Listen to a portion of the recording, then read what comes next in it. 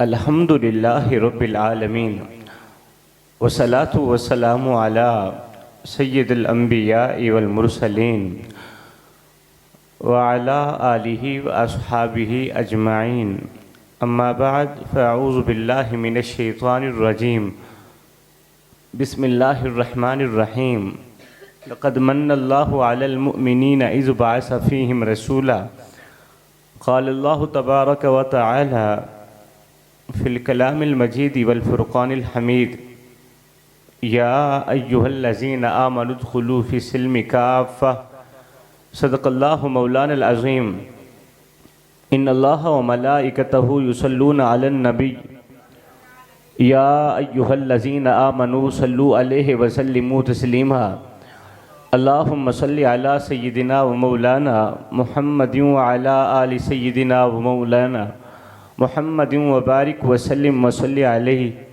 अस्सलातु व सलामु अलैका या सय्यिदी या रसूलल्लाह अस्सलातु व सलामु अलैका या सय्यिदी या हबीबल्लाह अस्सलातु व सलामु अलैका या सय्यिदल मुरसलीन व अला आलिका व अस्हाबिका या सय्यिदी या मुहम्मदुर रसूलुल्लाह सल्लल्लाहु अलैहि व आलिहि वसल्लम। तू कुदरत दा कोई करिश्मा दिखाचा, तू कुदरत दा कोई करिश्मा दिखाचा, जे ना हो वे मुमकिन त मुमकिन बढ़ाचा, मोहब्बत दी खैरात कढ़ मेरे मौला मोहम्मद दे सदके मोहम्मद मिला जा। लाइके सद इज़्ज़ो वल एहतिराम मुक़्तदर मुहतरम व मुहतशम हज़रात उलमाए ज़ी वक़ार नातख़्वानान ज़ी क़दर और दीगर मुअज़्ज़िज़ सामईन व हाज़रीन व नाज़रीन किराम अस्सलामु अलैकुम व रहमतुल्लाहि व बरकातुहू। सबसे पहले तो मैं क़ल्ब से शुक्रगुज़ार हूँ आज की इस महफ़िल की इंतज़ामिया का, बानियान महफ़िल का, जिन्होंने मुझ जैसे नालायक और नाकारा खलाइक इंसान को आज की इस खूबसूरत बज़्म सईद के अंदर सैयदा ज़हरा के बाबे का हसीन ज़िक्र करने का मौका दिया है। क़िबला ये इतना बड़ा एज़ाज़ है मेरे लिए कि जितनी मेरी औकात नहीं है। अहबाब ज़ी वक़ार इस वक्त स्टेज पर भी और यकीनन पिंडाल के अंदर भी कहीं कहीं उलमाए अहले सुन्नत तशरीफ़ रखते होंगे। क़िबला मेरा मुख्तसर सा तारुफ़ बस इतना ही है कि मैं इन उलमा के कदमों की खाक के ज़र्रों में से किसी एक ज़र्रे के बराबर भी नहीं हूँ। मेरी क्या औकात है, मेरी क्या हैसियत है। मैं अपनी औकात से, अपनी ज़ात से, अपनी हैसियत से बखूबी वाकिफ़ हूँ। ज़िक्र मुस्तफ़ा की महफ़िल में आने वालों, ज़िक्र मुस्तफ़ा की बज़म सजाने वालों, मेरी कौम के नौजवानों, मैं सीने पर दर्द लेकर आया हूँ, गम लेकर आया हूँ। मैं अपने सीने का बोझ हल्का करने के लिए आया हूँ। आप लोगों को अपने दर्द सुनाकर, दुखड़े सुनाकर सीने का बोझ हल्का करना चाहता हूँ। और मैं आप लोगों का मेहमान हूँ और मेरा तारुफ़ बस इतना ही है कि मैं सैयद माँ का बेटा हूँ, सैयद बाप का बेटा हूँ। मैं हुजूर की आल से हूँ और मैं सुरीला जोशीला ख़तीब नहीं हूँ। मैं यहाँ सुरगुल लगा के आप लोगों के कानों के चस्के पूरे कराने नहीं आया और ना ही तो कोई मैं जोश मार के स्पीकर फाड़ने आया हूँ। मैं एक अदना सा छोटा सा तालिब इल्म हूँ, आज सा बंदा हूँ। मैं कौम के नौजवानों को कुछ देने के लिए आया हूँ। जवानों, अगर कुछ ले लोगे, अपनी अपनी खाली झोलियों में डाल लोगे तो आप लोगों का अपना ही फ़ायदा है, नहीं तो फिर मियाँ मैं भी ये कहता हुआ रुखसत हो जाऊँगा, चला जाऊँगा। कुछ इस तरह जाऊँगा, पता नहीं लौट कर आऊँगा या नहीं आऊँगा कि फ़कीरा न आए सदा कर चले, नमाजी बनो तुम दुआ कर चले। ज़िक्र मुस्तफ़ा की महफ़िल में आने वालों, ज़िक्र मुस्तफ़ा की बज़म सजाने वालों, किसी नए मजमे में जाकर मैंने कभी नहीं कहा, कभी नहीं कहा, कभी नहीं कहा कि मैं आपके मिजाज से वाकिफ़ हूँ या नहीं, इसलिए कि मुझे पता है कि पूरी कायनात के अंदर नबी नबी करने वालों का मिजाज एक ही होता है। किबला मुझे पता है पूरी कायनात के अंदर अली अली करने वालों का मिजाज एक ही होता है। मुझे पता है पूरी कायनात के अंदर हुसैन या हुसैन करने वालों का मिजाज एक ही होता है। वक़्त कलील है, मौजू तवील है, मैं आप लोगों का वक़्त बिल्कुल भी ज़ाया नहीं करूँगा। ज़िक्र मुस्तफ़ा की महफिल में आने वालों, मेरी कौम के नौजवानों, मेरे करीम नबी की आमद से पहले पहले, मेरे नबी की तशरीफ़ आवरी से पहले पहले मुझे इतना बता दो कि यतीम बच्चियां रो रो के किसको पुकार रही थी? मेरे सोने मोहम्मद को पुकार रही थी। हमारे खुतबा आधी तकरीर खुद करते हैं, आधी मजमे से कराते हैं। जो मेरी तरह के खुतबा है ना, मैं इन उलमा की बात नहीं कर रहा, मैं अपनी तरह के खुतबा की बात कर रहा हूँ। किबला आधी तकरीर खुद करते हैं, आधी मजमे से कराते हैं कि सुबहान अल्लाह बोलो, हाथ लहराओ, ज़रा झूम के दिखाओ, ज़रा गज बज के दिखाओ ना। हमारे खुतबा आधी तकरीर खुद करते हैं, आधी मजमे से कराते हैं। अल्हम्दुलिल्लाह मैं सारी खुद ही करता हूँ, मैं सुबहान अल्लाह भी खुद ही बोलता हूँ, मैं खिताब भी खुद ही करता हूँ। आप लोगों को बिल्कुल भी तकलीफ़ नहीं दूंगा, बस आप खामोश हो के दिल के कानों से मेरी चंद मिनट की हाज़िरी समात फरमाएँ। असर करे ना करे और कोई सुन तो ले मेरी फरियाद, नहीं है दात का तालिब ये बंदा आज़ाद। मुझे आप लोगों की वाह वाह की ज़रूरत नहीं है, बस आप लोग तवज्जो से 2-4 मिनट की हाज़िरी समात करें, अल्लाह ताला आप लोगों को जज़ाए खैर देगा। किबला मेरे नबी की आमद से पहले पहले, जवानों मेरे नबी की तशरीफ़ आवरी से पहले पहले मुझे इतना बता दो कि यतीम बच्चियां रो रो के किसको पुकार रही थी? मेरे सोने मोहम्मद को पुकार रही थी। जिंदा दफन होने वाली बच्चियां किसको पुकार रही थी? मेरे सोने नबी को पुकार रही थी। हाय, मेरे नबी की आमद का नबी इंतजार करते रहे, रसूल इंतजार करते रहे। कोई तो हाथ फैला के कह रहा था, रब्बना वबअस फीहिम रसूला, मालिक आंखें बूढ़ी हो गई हैं, अब तो रसूल भेज भी दे। किबला एक तरफ वो लोग थे जो राहों में बैठे इंतजार करते रहे, आरज़ुएं करते रहे, तमन्नाएं करते रहे, दुआएं करते रहे, अल्लाह अपना महबूब भेज देना, अल्लाह अपना महबूब भेज देना। ओ भाई, हमने तो कोई इंतजार नहीं किया, हमने तो कोई आरज़ू नहीं की, हमने तो कोई तमन्ना नहीं की, बस माँ की शिकम से माँ की गोद में आए थे। अब्बू जी गए मुअज्जिन को बुला कर लाए, मुअज्जिन ने आके हमारे कान में फूंका दिया, ओ मियाँ मुबारक हो, तू आम बनकर नहीं आ रहा, तू तो मेरे मोहम्मद का गुलाम बनकर आ रहा है। आवाज थोड़ा बारीक कर दो। तू आम बनकर कहाँ आ रहा है? तू तो मेरे मोहम्मद का गुलाम बनकर आ रहा है। अब आए मेरी कौम के नौजवान, मैं तुझसे पूछना चाहता हूँ, मैं तेरे ज़मीर से पूछना चाहता हूँ, मैं तेरे अंदर से पूछना चाहता हूँ। अपने सीने पे हाथ रख, अपने अंदर की मुफ्ती से पूछ और सैयद को इतना बता दे कि वो नबी जो आए तो उम्मत का दर्द लेके, जो रहे तो उम्मत का दर्द लेके, जो इस दुनिया फानी से रोज़ा अनवर में गए तो उम्मत का दर्द लेके, वो नबी जो सारी जिंदगी मेरी कौम के नौजवानों के लिए रोते रहे, वो नबी जो सारी जिंदगी हम सब के लिए रोते रहे, तड़पते रहे। जवानों मुझे इतना बता दो कि हमने बदले में नबी को क्या दिया है? मैं तुम्हारे अंदर से पूछना चाहता हूँ हुजूर वाला, मैं तुम्हारे ज़मीर से पूछना चाहता हूँ। मुझे इतना बता दो कि वो नबी जो सारी जिंदगी हम सब के लिए रोते रहे, वो नबी जो सारी जिंदगी हम सब के लिए तड़पते रहे, हम सब ने नबी को क्या दिया है? बताओ, दुखों की सिवा कुछ दिया है? बताओ, आंसुओं की सिवा कुछ दिया है? आए क्या हाल सुनावा दिल दा, ते कोई महरम रास न मिलदा। वो नबी जो सारी जिंदगी मेरी कौम के नौजवानों के लिए रोते रहे, कौम के नौजवानों ने वफा ये की, जब भी दुखाया उसी नबी का दिल दुखाया, जब भी वार किया मदीने वाले किसी ने पर वार किया।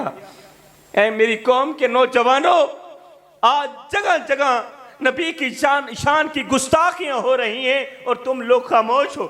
मेरी कौम के नौजवान खामोश। जो भी कमीना उठता है खत्म नबुव्वत पर ही वार करता है और मेरी कौम के नौजवान मोबाइलों में मसरूफ है। मेरी कौम के नौजवान चुप हैं। जवानों, कभी सोचा है कि तुम्हारे होते हुए खत्म नबुव्वत पर वार होते रहे और तुम लोग खामोश रहे? जो भी कमीना उठता था खत्म नबुव्वत पर ही वार करता था और मेरी कौम के नौजवान चुप रहे।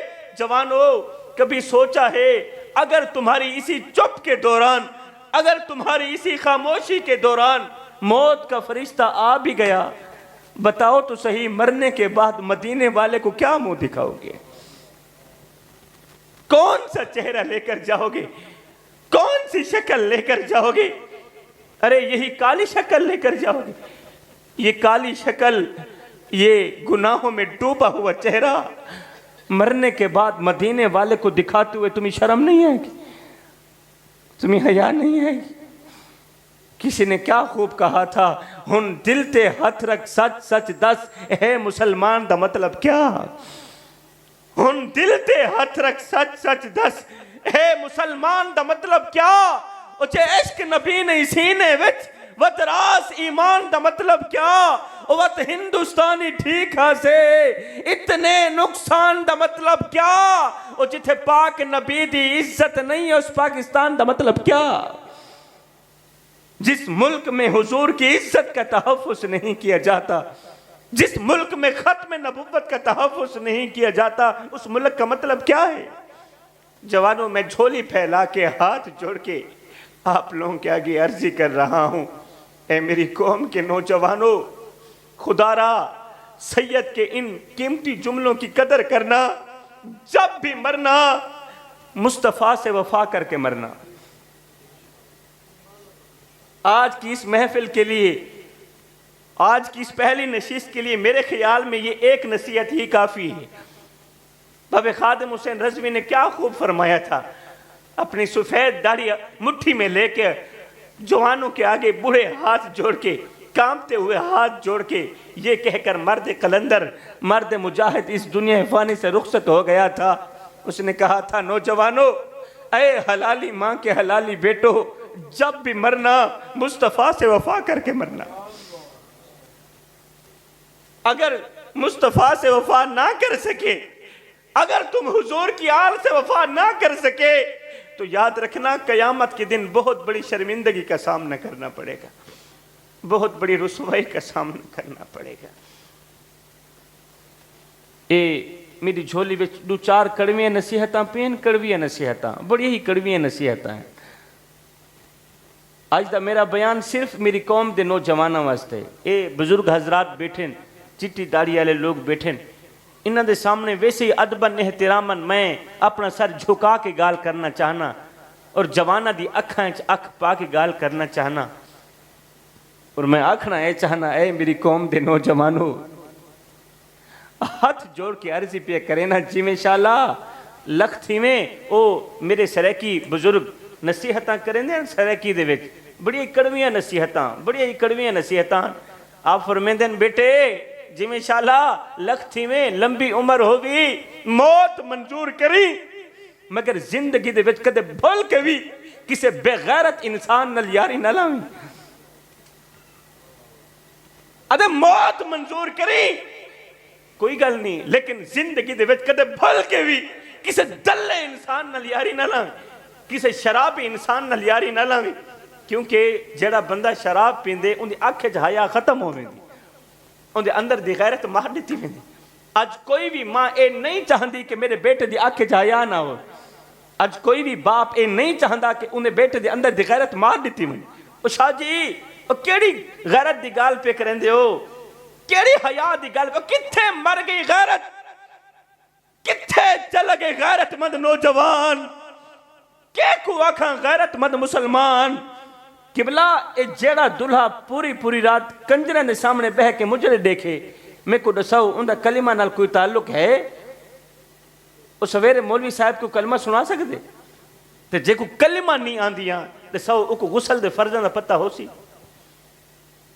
और जेको गुसल दे फर्ज ना पता कोई नहीं मैं को दसो उनका जिस्म पाक थी सकदे ते जिना मुठू जिस्म भी ना पाके उनकी औलाद हलाल दे किथों थी सकदी ए जी औलाद डन सर तब बढ़ सकती है। शाकिर शुजा पादी ने क्या कहा था, ए जी औलाद डन सर तब बढ़ सकती है, ए जी औलाद टिकटॉक पे बैठ के बेहयाई तो फैला सकती है, ए जी औलाद धोखेबाज मक्कार फराटिया तो बढ़ सकती है, मुस्तफा दी गुलाम नहीं बढ़ सकती।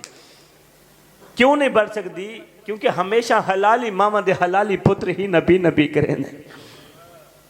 अगर हलाली हरामी दी पहचान करनी हुए तो देख गिने गौर करे गली महल्ले दे विच जेड़े बाल को नबी नबी करेंदा दिखाए तो समझ वजाए ए हलाली मां दा हलाली पुत्र ही।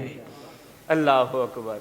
मैं हाथ जोड़ के अर्जी पे करे ना ते गल आई ना किबला गैरत दी गल आई हया दी ते सरायकी शायरन बड़े ही कड़वे शायरन तो उन्होंने कलम उठाई वर्का उठाया ते नाल ही लिख छोड़िया अते रख दिल विच खौफ खुदा से इंदा कहीं बंदे दा हक पीवे ना। अते रख दिल विच खौफ खुदा से इंदा कहीं बंदे दा हक पीवे ना। घबरावे ना कहीं मुश्किल विच करे हिम्मत बुजदिल थीवे ना। ओ सच मुंह ते आखे जालिम को करे गर्दन असलू नीवे ना। ओ दिल नूर इज्जत दी मौत मरी बेगैरत बन के जीवे ना। उसके जीवनी दा गैरत वाली जिंदगी जीवनी दा मर्द कलंदर वाली जिंदगी जीवनी। ए नौजवान बड़े ही अफसोस के साथ कहना पड़ रहा है आज हमारी मस्जिद वीरान है। मस्जिदों में पड़ी चटाइयां हमारा इंतजार कर रही, अलमारियों में पड़े हुए कुरान हमारे मुंतजर हैं और किबला हम ये कहने में मसरूफ हैं कि गुलाम ये रसूल में मौत भी कबूल है। 12 रबीउल अव्वल का दिन आता है, मेरी कौम का नौजवान अलल ऐलान कहता है गुलाम ये रसूल में मौत भी कबूल है। मैंने कहा जब 14 सदियां बाद मेरे हुजूर के गुलामों के गुलाम ने एक नौजवान ने जब कहा होगा कि गुलाम ये रसूल में मौत भी कबूल है, बताओ मदीने में बैठ के मेरे आका कितने खुश हुए होंगे, कितने खुश हुए होंगे। जब 14 सदियां बाद किसी मां के बेटे ने अलल ऐलान कहा होगा कि गुलाम ये रसूल में मौत भी कबूल है, मदीने में बैठ के मेरे आका कितने खुश हुए होंगे। तो जब यही नौजवान दूसरे दिन शराब भी पिएगा, जब यही नौजवान दूसरे दिन बूढ़े बाप की इज्जत वाली पगड़ी खाक में भी मिलाएगा, जब यही नौजवान दूसरे दिन बूढ़ी मां को दुख भी देगा, बूढ़ी मां को तकलीफ भी देगा, बताओ मदीने में बैठ के मेरे आका खुश हुए होते होंगे? नहीं ना, हरगिज़ नहीं। हाय वैरान मसीता पुछ दिए हैं होबदार हुसैनी किथे गए। अब हुसैन हुसैन करने वाले कहां मर गए, अब अली अली करने वाले कहां चले गए, नबी नबी करने वाले कहां मर गए।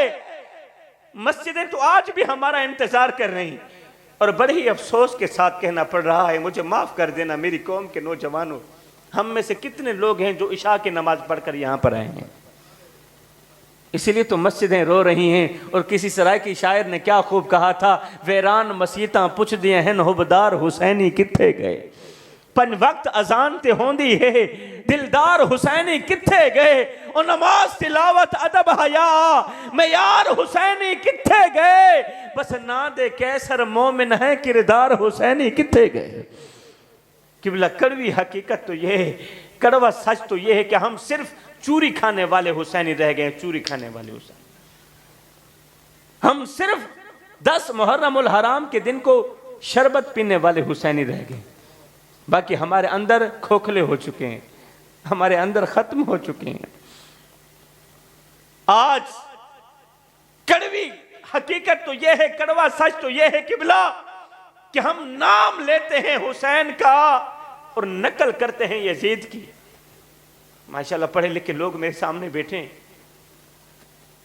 हम नाम लेते हैं हुसैन का, हम नकल करते हैं यजीद की, हम नाम लेते हैं फ़लस्तीन का, हम नाम लेते हैं गजा के मुसलमानों का, मगर नकल करते हैं इसराइल की। आज अगर हम यजीद की नकल ना कर रहे होते तो कसम है अल्लाह पाक की, आज फ़लस्तीन के मुसलमानों के बच्चों के सर तन से जुदा ना हो रहे होते, आज फ़लस्तीन के मुसलमानों पर इस कदर जुल्म ना हो रहा होता। इसलिए तो मेरे अल्लाह ने फरमाया या अय्युहल्लज़ीना आमनु उदखुलू फिस्सिल्मि काफ़ा, ऐ ईमान वालो पूरे के पूरे इस्लाम में दाखिल हो जाओ।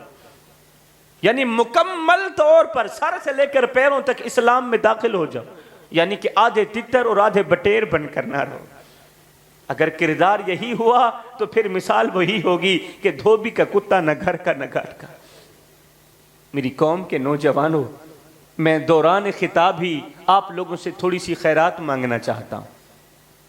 मैं आप लोगों का मेहमान हूँ, मैं हुजूर की हाल से हूँ, मैं सैयद माँ का बेटा हूँ, सैयद बाप का बेटा हूँ। मैं आप लोगों से दौरान खिताब ही थोड़ी सी खैरात मांगना चाहता हूँ, और वो खैरात पैसों की नहीं है, अल्लाह का दिया सब कुछ है। वो खैरात कपड़ों की नहीं, मैंने अच्छा कपड़ा पहन रखा है। वो खैरात रोटी की नहीं है, मेरा पेट भरा हुआ है, रोटी मैंने खाई हुई। मैं दौरान खिताब ही आप लोगों से हाथ जोड़ के अर्जी करके थोड़ी सी खैरात मांगता हूं। और मैं भिखारी नहीं हूं और मैं फकीर भी नहीं हूं। शाह जी, सुबह सवेरे जब कोई दरवाजा खटखटाता है, सवाल ही सवाल करता है, तो वो रोटी मांगता है, वो पानी मांगता है। आप भूखे भी नहीं है, प्यासे भी नहीं है। फकीर जब मांगता है तो फिर वो कपड़ा मांगता है, कपड़ों की जरूरत भी नहीं है, तो फिर बताएं ना कौन सी खैरात है। अब आप लोगों ने मेरी तरफ तवज्जो करनी है, थोड़ी सी तवज्जो। मेरी तरफ ना देखें, और मेरी शक्ल को इतनी प्यारी नहीं है कि आप मेरी तरफ ही देखते रहें। और मेरे जो जुमले हैं ना, ये जुमले ज़ाया नहीं करने। किबला, ये जो भिखारी होता है ना और ये जो फकीर होता है ना, भिखारी में और फकीर में बड़ा ही फर्क होता है। बात आई मांगने की, मैं आप लोगों से कुछ मांगने ही वाला था तो मुझे फकीर और भिखारी याद आ गए। ये जो सुबह सवेरे हमारे दरवाजे पर दस्तक देता है, मांगता है रोटी दे दो, 10 रुपए दे दो, ये हम जिसको 10 रुपए देते हैं सुबह सवेरे और रोटी देते हैं, तो हमारी औरतें कहती हैं, हमारी माएँ बहनें बेटियां कहती हैं कि फकीर आ गया है, फकीर आ गया है, इसे रोटी दो, फकीर आ गया है, इसे 10 रुपए दो। जबकि वो फकीर नहीं, वो उसे भिखारी बोलते हैं। उसे क्या बोलते हैं? वो भिखारी होता है, वो फकीर कहाँ होता? फकीर भला कोई मांगता है? शाह जी, फिर भिखारी में और फकीर में क्या फर्क है? अब मैं बात के दौरान ही भिखारी में और फकीर में आप लोगों को फर्क वाज़ेह करता हूं। भिखारी किसे कहते हैं मुख्तसर सा, और फकीर किसे कहते हैं? मेरे शेख फरमाते हैं कि जिसे दुनिया ठुकरा दे, जिसे दुनिया ठुकरा दे उसे भिखारी कहते हैं, और जो दुनिया को ठुकरा दे उसे फकीर कहते हैं। अब पता चल गया ना फकीर किसे कहते हैं और भिखारी किसे कहते हैं। मैं कहाँ चला गया, मैं तो आप लोगों से खैरात लेने वाला था। और पहले बता दो, ना तो मैं भिखारी हूं और ना तो मैं फकीर हूं, क्योंकि जो भिखारी होता है उसे रोटी चाहिए होती, मुझे रोटी नहीं चाहिए। उसे कपड़ा चाहिए होता है, मुझे कपड़ा नहीं चाहिए। मैं आप लोगों से कोई और खैरात मांगना चाहता हूँ। अल्लाह अकबर। अब सुनिएगा वो कौन सी खैरात है। मेरी कौम के नौजवानों, एक सैयदजादा आप लोगों से खैरात मांग रहा है और वो कहता है कि ज़मीन से लेकर आसमान तक गुनाह करना मेरा अल्लाह तुम्हें माफ़ कर देगा। ज़मीन कहाँ, आसमान कहाँ, कितना सफ़र है, कितनी मुसाफत है। रेत के जर्रों के बराबर गुनाह करना मेरा अल्लाह तुम्हें माफ़ कर देगा।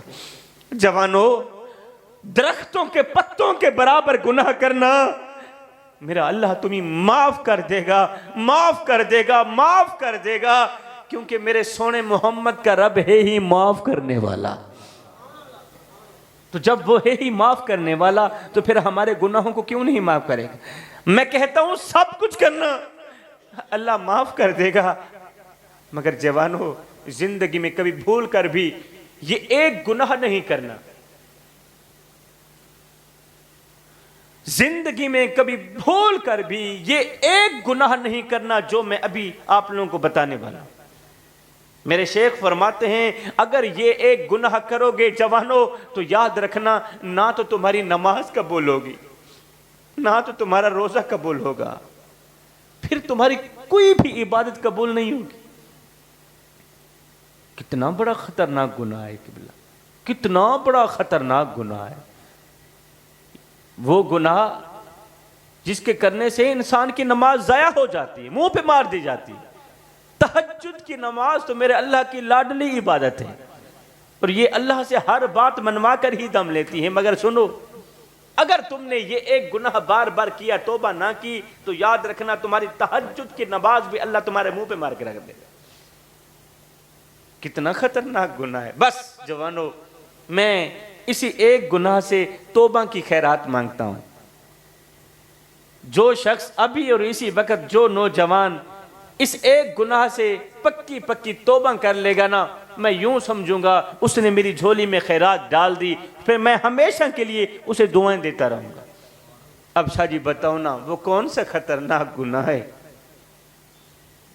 जो हमारी ना तो नमाज कबूल होने देता है, ना तो रोज़ा कबूल होने देता है, ना तो कोई भी अमल कबूल होने देता है, ना तो हमारी दुआ कबूल होने देता है। अब दिल पे हाथ रखिएगा और तवज्जो से सुनिएगा कि वो कौन सा गुनाह है।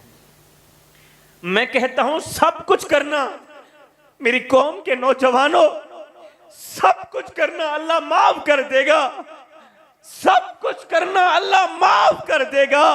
मगर जिंदगी में कभी भूल कर भी अपने बूढ़े बाप की आंखों से आंसू मत निकालना। जिंदगी में कभी भूल कर भी अपनी बूढ़ी मां की आंखों से आंसू मत निकालना। जवानों, जिस घर में बूढ़ा बाप रोता हो ना, जिस घर में बूढ़ी मां रोती हो, उस घर में रहमत के फरिश्ते नहीं आते। अरे बूढ़े बाप को रोता हुआ देखकर, बूढ़ी मां को रोता हुआ देखकर तो फरिश्तों को भी रोना आ जाता है। अल्लाह जाने तुम्हें रहम क्यों नहीं आते। आज मां मौलवी के पास बैठी है, बाप पीर साहिब के कदम दबा रहा है और रो रो के कह रहा है, पीर साहिब कोई तावीज़ दो, कोई औलाद दो, कोई पर्ची दो, कोई वजीफा दो, अल्लाह मेरी औलाद को हिदायत दे दे, कोई दुआ दो, अल्लाह मेरी औलाद को हिदायत दे दे। पीर जी पूरी पूरी रात मुझे नींद नहीं आती, हाय दिल बेचैन रहता है, दिल बेकरार रहता है, पूरी पूरी रात मुझे नींद नहीं आती और ये सोचते हुए गुजर जाती है, हाय अल्लाह मैं वो बदबख्त बाप हूं, मैं वो बदकिस्मत बाप हूं जो कड़कती धूप में तत्ती रेत के ऊपर अपनी बूढ़ी बूढ़ी कमजोर से कंधे पे बोरियां लाद लाद के दिन रात एक करके ओवर टाइम लगा के मेहनत मजदूरी करता रहा कि मुझे कुछ मिले ना मिले, मेरे बच्चों को रोटी का टुकड़ा मिल जाए। मैं वो बदकिस्मत बाप हूं जो अपनी रगों से खून निकालता रहा, औलाद की रगों में डालता रहा, जो अपने मुंह से निवाले निकालता रहा, औलाद के मुंह में डालता रहा। आज औलाद जवान ही क्या हुई, अफसोस इनकी जवानी पर। कभी नहीं पूछा अब्बा तू जिंदा भी है या मर गया है। जवानों, इस मजमे के अंदर, इसी मजमे के अंदर अगर मैं गौर करके देखूं तो कितने बदबख्त नौजवान बैठे हैं कि आज इन्हीं की वजह से इनकी बूढ़ी मां परेशान है, आज इनकी वजह से इनका बाप दिन रात रोता है, पूरी रात उसे नींद नहीं आती। आयो जिमें मैं को आन रुआया है, इमें मैं मांगू पल पल रोज़े।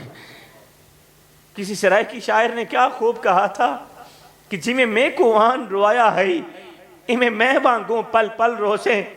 माँ बाप को रुलाने वालों, माँ बाप को तड़पाने वालों, मेरी कौम के नौजवानों, दिल पे हाथ रख के सुनो और समझने की कोशिश करो। किसी दानिश्वर ने क्या खूब लिखा था कि जिमें मैं को आन रुआया है, इमें मैं मांगू पल पल रोसे। एक बारी रो के थक पोसे, वल दिल दुखसिया वल वल रोसे। और न दुखड़े आन मंडेसिया कोई, तू ला कंधिया को गल रोसे। बस शाकिर फर्क में याद दहे, मैं अजरो ना तू कल रोसे। जवानों, किसी को रुलाओगे तो रोते रह जाओगे, किसी को तड़पाओगे तो सारी जिंदगी तड़पते रह जाओगे। मेरे ख्याल में आप लोग थके बैठे हैं, ऐसे ना जी? अच्छा, मैं कहीं अच्छा, मुझे आपकी इतनी खामोशी देखकर मुझे यूं लग रहा है कि मैं कहीं कब्रिस्तान में आ गया हूं, ऐसे या नहीं? अच्छा, जेड़े जेड़े सुते पे ऊंची आवाज नाल सुभान अल्लाह बोलो। मैं वाकई कब्रिस्तान में आ गया जिमें मेरे को अपना मेरे को मेरा दुख मेरे को तेरा दुख मेरे को मेरा दुख मेरे को तेरा दुख मेरे को हर मजलूम इंसान दा दुख और जिथे जुल्म दी भा पई बल्दी है मेरे को रोही चोलिस्तान दा दुख और जिथे कोई इंसाफ दा ना कहनी मेरे को पूरे पाकिस्तान दा दुख और जेड़े मर गए हैं नो तो मर गए हैं मेरे को जिਉਂदे कब्रिस्तान दा दुख